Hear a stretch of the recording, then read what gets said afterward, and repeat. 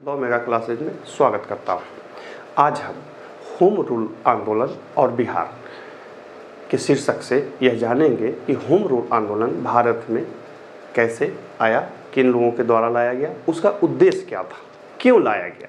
सबसे पहले इस पर संक्षेप में चर्चा करेंगे और फिर उसमें बिहार से संदर्भित बातों पर चर्चा करेंगे। तो आइए आपका समय न लेते हुए इधर देखते हैं।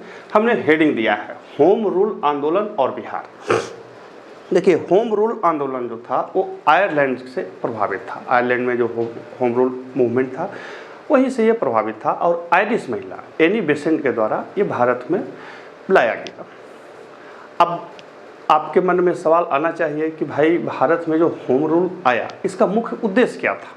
तो इसका मुख्य उद्देश्य था कि ये होम रूल वाले चाहते थे, यानी कि होम रूल मूवमेंट लाने वाले लोग ये चाहते थे कि भारत को भी वैसे ही शासन की सुविधा मिले जैसे कनाडा वगैरह को मिली हुई थी, ऑस्ट्रेलिया को मिला हुआ था। इन लोगों को ये था कि अपना प्रतिनिधि वो चुना करते थे। भारत में तत्कालीन समय में अपने प्रतिनिधि चुनने का कोई औचित्य नहीं था।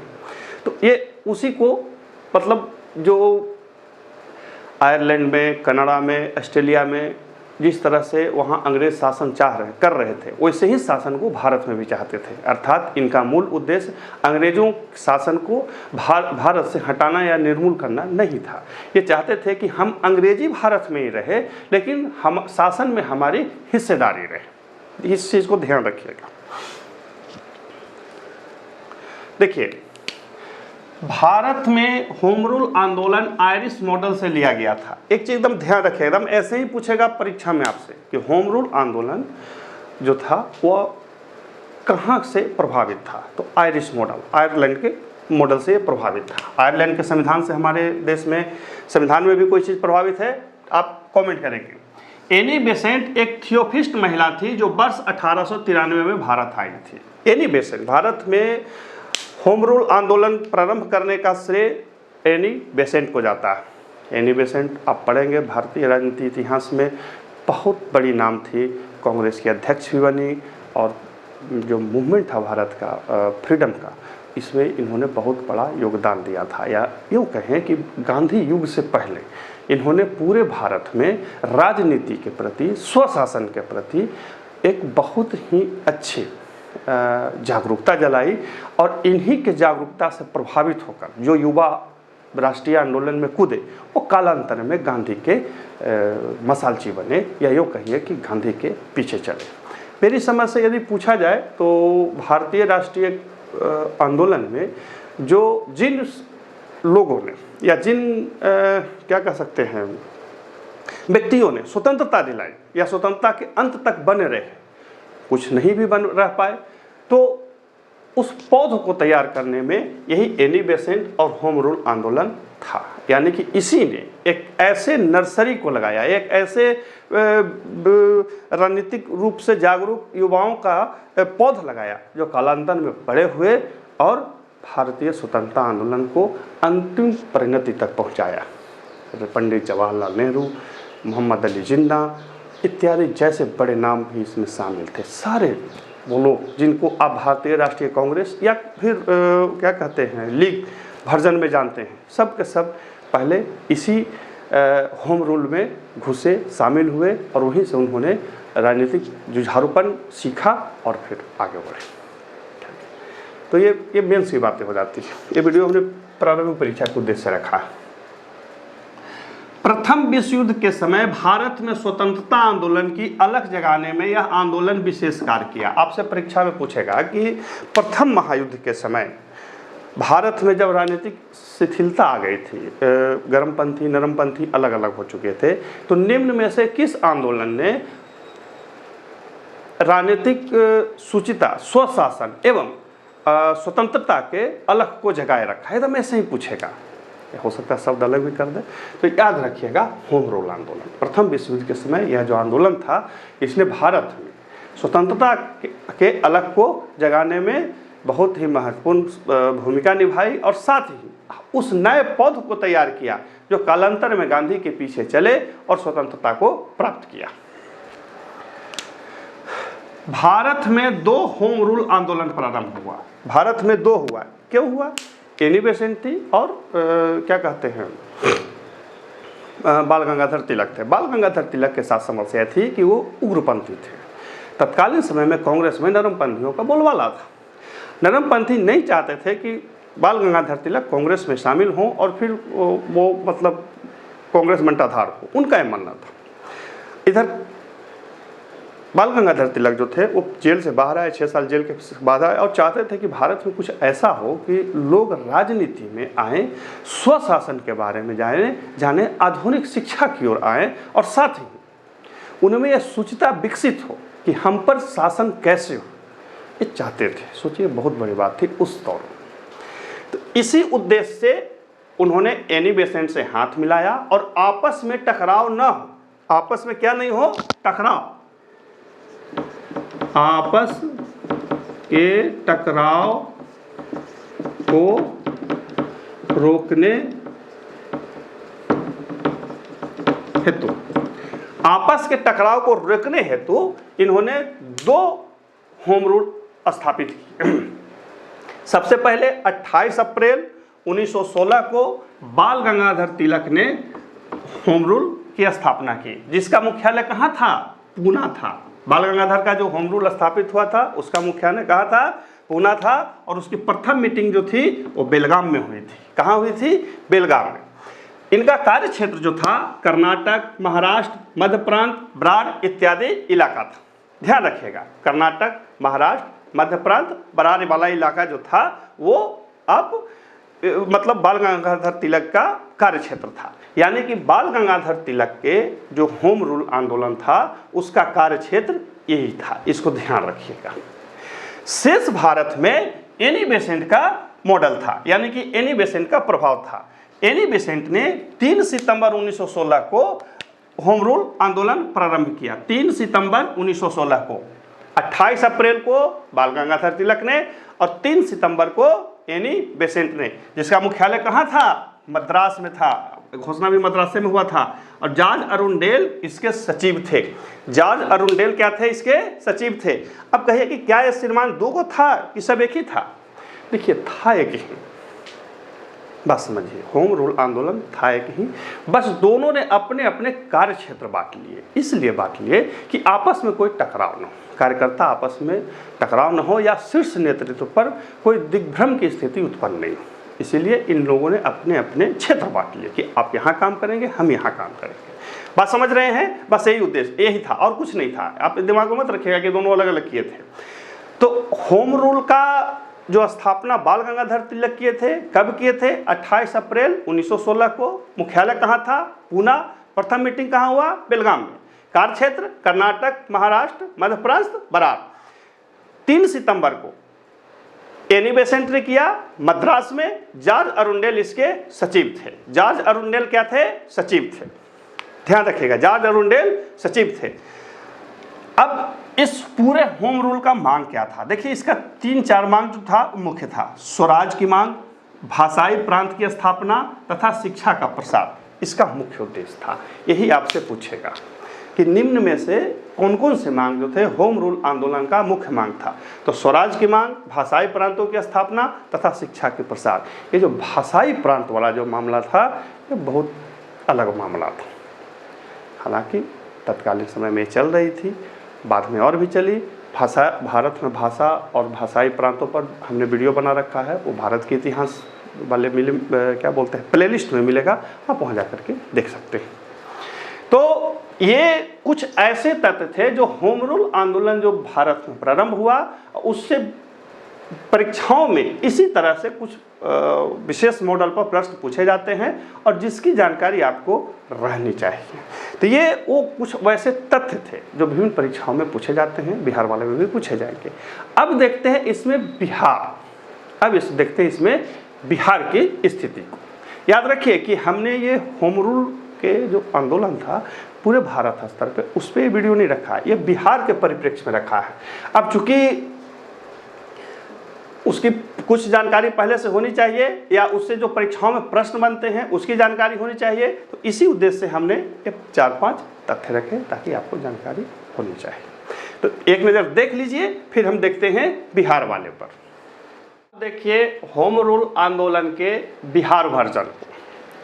बिहार वर्जन मतलब बिहार में किन किन लोगों ने इसमें या इसका झंडा उठाया और होम रूल के प्रभाव को, नीतियों को, बातों को जनता तक पहुंचाया। आपके मन में एक सवाल आना चाहिए कि आखिर ये जो आंदोलन होता था तो लोग करते क्या थे?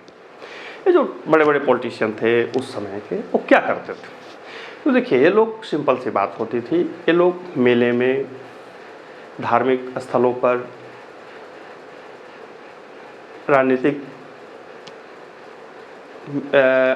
सभा आयोजित करते थे और वहाँ पे लोगों को स्वशासन के बारे में बताते थे, आधुनिक शिक्षा के बारे में बताते थे, धार्मिक कूपमंडूकता थी उसके बारे में बात करते थे। तो ये एक तरह से जनता में जन जागरूकता फैलाते थे। उस समय जनता को नहीं मालूम था कि स्वशासन क्या होता है, वोट देने का अधिकार क्या होता है। उन्हें लगता था कि राजा तो है, राजा है तो है, हम क्या करने जाए इसमें। उन्हें शोषण का उस चक्र के बारे में जानकारी नहीं थी जिसमें वो पीस रहे थे। ये उसी की जागरूकता करते थे। गांव में पुस्तकालय, अखबार बाँचना, पढ़ना, पूरी दुनिया में हो रही घटनाओं के बारे में लोगों को बताना कि देखिए वहाँ ऐसे वैसे हुआ। तो इस तरह से यह एक अपना राजनीतिक आंदोलन चलाते थे। हालांकि अंग्रेजी नज़र में यह प्रोपेगेंडा था, लेकिन खैर अंग्रेज ऐसा सोच सकते थे क्योंकि उन्हें तो शासन करना था। भारतीय परिप्रेक्ष्य में देखें तो यह जनता को अपने राजनीतिक अधिकारों के प्रति जागरूक करने का ये प्रथम बड़ा प्रयास था गांधी से पहले। गांधी ने इसी वर्जन को पूरे भारत में फैला दिया और अपने क्या कह सकते हैं, विशेष व्यक्तित्व को आगे रख करके जन जन तक इन बातों को पहुंचा दिया। तैयार रखिए। मौलाना मजरुल हक होम रूल के केंद्रीय सदस्य थे। होम रूल में टोटल 19 जो उसके प्रारंभिक सदस्य थे, उसमें बिहार से मौलाना मजरुल हक भी थे। ध्यान रखिएगा, मजरुल हक जो थे वो केंद्रीय होम रूल संगठन जो बना उसमें 19 सदस्य थे, उसमें मौलाना मजरुल हक भी थे। 16 दिसंबर 1916 को, डेट याद रखेंगे, 16 दिसंबर 1916 को मौलाना मजरुल हक ने पटना में होम रूल लीग की स्थापना की। यानी कि संस्थापक सदस्य थे पटना में होम रूल आंदोलन के। कब हुआ था? 16 दिसंबर 1916 को। सरफराज हुसैन उपाध्यक्ष एवं चंद्रवंशी सहाय मंत्री बने। सरफराज हुसैन उपाध्यक्ष, अध्यक्ष मौलाना मजरुल हक और अध्यक्ष संस्थापक जो कहिए वही थे, और चंद्रवंशी सहाय इसके मंत्री थे। ध्यान रखिएगा। हसन इमाम एवं पूर्णेंदु नारायण सिन्हा इसके अन्य सक्रिय सदस्य थे। ये प्रमुख डाटा है जिसे आपसे बार बार परीक्षा में पूछ लेगा, लेकिन इसमें कुछ नाम आप नहीं देख रहे हो। देख रहे हैं? नहीं देख रहे हैं? क्यों? उसका बात है आगे के लाइन में मिल जाएगा आपको। चंपारण को छोड़ संपूर्ण बिहार में इसका प्रभाव था। होम रूल का प्रभाव बिहार में चंपारण पर नहीं पड़ा, इसलिए राजेंद्र प्रसाद जैसे लोगों का नाम आप नहीं सुनेंगे। हालांकि वो विरोध नहीं कर रहे थे, लेकिन इसमें उस समय नहीं थे। अब चंपारण में क्यों नहीं पड़ा? चंपारण में इसलिए नहीं पड़ा कि तत्कालीन समय में महात्मा गांधी ने वहाँ नील्हे लोगों के या नील्हे जो खेती करवाते थे उनके विरुद्ध आंदोलन छेड़ दिया था। और उन्होंने, मतलब महात्मा गांधी ने लोगों को होम रूल में जाने से रोका। बोले कि भाई पहले ये जो काम है इसको सलट लीजिए, बाद में हम स्वशासन वाला भी देख लेंगे। और ये व्यवहारिक बात भी था कि पहले आप एक काम कीजिए, बार बार सब जगह चलिएगा तो फिर वैसे नहीं होगा। यानी कि चंपारण को महात्मा गांधी ने पूरी तरह से एकत्रित कर लिया, एकजुट कर लिया नील आंदोलन के लिए। यही कारण था कि होम रूल का प्रभाव चंपारण पे नहीं पड़ा, और वो बड़े नाम जो चंपारण आंदोलन में थे होम रूल में आपको नहीं मिलेंगे। तो चंपारण को छोड़ संपूर्ण बिहार में इसका प्रभाव था। मुजफ्फरपुर में जनकधारी प्रसाद एवं सारण में बजरंग सहाय तथा तारणी प्रसाद सिन्हा ने होम रूल की स्थापना की। सवाल आपसे पूछेगा कि मुजफ्फरपुर में होम रूल की स्थापना किन्होंने की? तो जनकधारी प्रसाद ने। सारण में किन्होंने की? बजरंग सहाय तथा तारणी प्रसाद सिन्हा। एक चीज़ ध्यान रखिएगा कि प्रारंभिक जो भारत का, जो बिहार का राजनीतिक मूवमेंट था, उसमें आपको दो वर्ग के लोग बहुत ज़्यादा दिखेंगे। एक अपर कास्ट या अपर टाइप मुस्लिम, और दूसरे कायस्थ समुदाय के लोग। ये लोग जो थे राजनीति में सबसे पहले आगे आए, ऐसा इसलिए क्योंकि पढ़े लिखे थे और इन्होंने अंग्रेजी सिस्टम में अपने आप को प्रारंभिक रूप से सबसे पहले ढाल लिया था। और राजनीतिक चेतना जब इनमें आई तो इन्होंने पूरे बिहार को राजनीतिक चेतना को जगाने का काम किया।